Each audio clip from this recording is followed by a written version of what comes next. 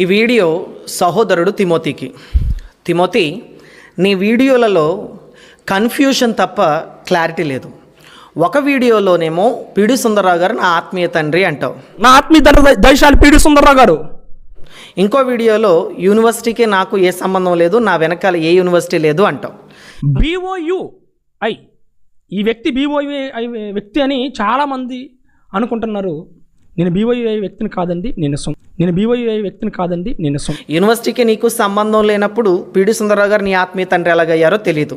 సరే, నువ్వు ఆత్మీయ తండ్రిగా చెప్పుకుంటున్న పిడి సుందరరావు గారు ఒక వాక్యం మాట్లాడుతూ, తండ్రి అయిన దేవుడు లేక లేక లేక లేక లేక లేక లేక కోట్ల మంది దేవదూతల సమక్షంలో యేసుక్రీస్తు ప్రభువారిని కన్నారు, మొదటి కుమారుని కన్నారు అని చెప్పారు. డాడీ, నేను ప్రాణం ఇస్తాను, లేక లేక లేక లేక లేక లేక కోట్ల మంది దేవదూతల సమక్షంలో ఆయన మొదటి కొడుకును కన్నాడు, ఆయనే క్రీస్తు యేసు. ఇక్కడ నా ప్రశ్న ఏంటంటే, యేసుక్రీస్తు ప్రభువారు పరలోకంలో పుట్టారా లేదా నిత్యత్వం నుండి ఆయన ఉన్నాడా? యేసుక్రీస్తు ప్రభువారు మధ్యలో వచ్చారని మేము అనుకోవాలా? కాంటెంట్ ఇవ్వు, ఊరకనే అరుపులు కేకలు కాదు. మైక్ ముందుకు వచ్చిన తర్వాత క్రైస్తవులకు ఉపయోగపడే సమాచారాన్ని ఇవ్వాలి తప్పితే నువ్వు అరవడంలోని కేకలు వేయడంలోని ఉపయోగం ఏముంది?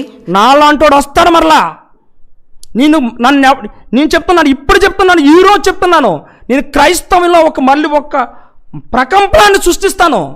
సేవకులు ప్రతి ఒక్కడికి పడిపోద్ది, సేవకులు ప్రతి ఒక్కడికి పడిపోద్ది.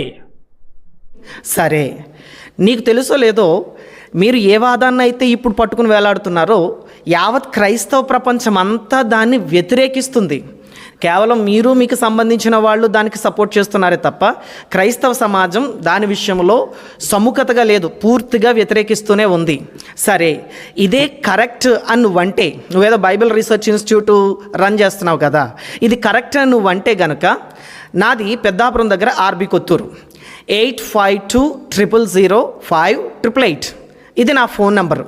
ఫోన్ చేయి, నువ్వురా, మనం ఈ విషయం మీద క్రైస్తవుల సమక్షంలో ప్రేమపూర్వకమైన చర్చ ఒకటి చేద్దాం. అది పెద్దాపురంలోనా, సామలకోటలోనా, కాకినాడలోనా, ఎక్కడైనా పర్వాలేదు, నీ ఇష్టం. ఒకవేళ దానికి సంబంధించిన రూల్స్ అండ్ రెగ్యులేషన్స్ ఏమైనా ఉంటే ఫోన్ చేయి, మనం ఫోన్లో మాట్లాడుకుని క్రైస్తవుల సమక్షంలో మనము ప్రేమపూర్వకమైన చర్చ చేసుకుని క్రైస్తవులు అంగీకరించే విధంగా ఒక ఆలోచనకు వచ్చేద్దాం. ఎందుకు ఊరకనే మైకుల ముందుకు వచ్చి కాంటెంట్ లేకుండా, క్లారిటీ లేకుండా ప్రజల్ని కన్ఫ్యూజ్ చేస్తూ ఎందుకు మాట్లాడుకోవడం? నువ్వు ఎలాగా నీ నెంబర్ ఇవ్వవు, నేను లైవ్లో ఏదో నెంబర్ ఇచ్చావు, దానికి ఫోన్ చేస్తే స్విచ్ ఆఫ్. అందుకే నా నెంబర్ ఇస్తున్నాను కదా, ఫోన్ చేయి.